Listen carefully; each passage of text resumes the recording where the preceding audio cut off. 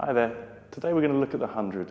So this was the first exercise in Joseph Pilates' original 34. So it's actually a warm-up exercise. For many it can be quite a difficult exercise to perform, and you might find you get neck ache or the legs and tension in the hips. So we're going to break down the full version and then look at how you can work your way up to it. You're not to perform this if you've got osteoporosis, or do not do the full version if you've got lower back issues or you haven't got the abdominal strength to make sure that your the lumbar spine's not coming off the mat. It's going to be a full body workout. We're looking also at the shoulder stability and the trunk stability whilst we're doing this as well. So we'll get down on the mat. You're going to begin with your legs in tabletop. You can take your arms overhead, your legs are together, and you're going to roll the head, neck and shoulders up as the arms come forward and extend the legs long. So we've got length through the arms, and we've also got length through the legs. We haven't got hyperextension in the knees, so that's where a lot of the knee problems and the hip problems can come from in this exercise. So there's just soft knees, and then that should reduce the tension in the legs there.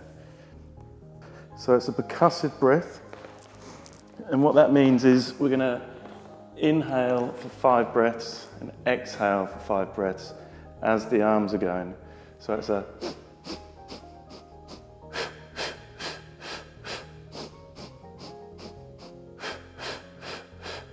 on each breath you can try and get your belly button closer to your spine.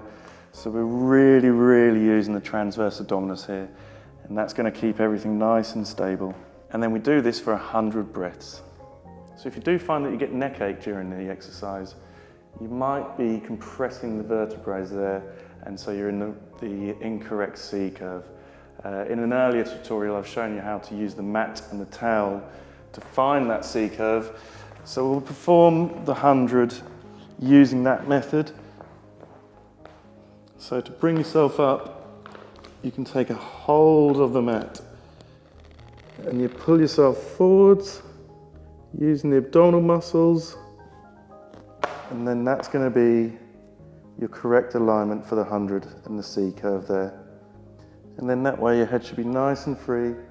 You can turn your head whilst performing the exercise. There's no tension there. So there are various levels to the 100 that you can work your way through in order to get to the full version.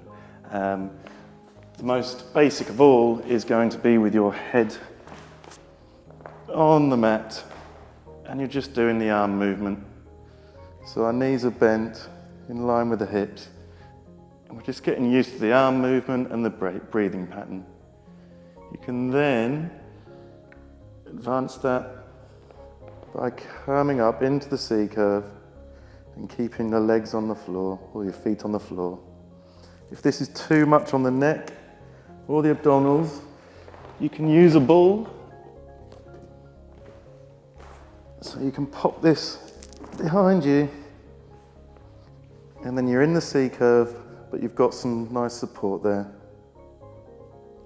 Once you've mastered this level, you can bring your legs into tabletop, keep the knees together,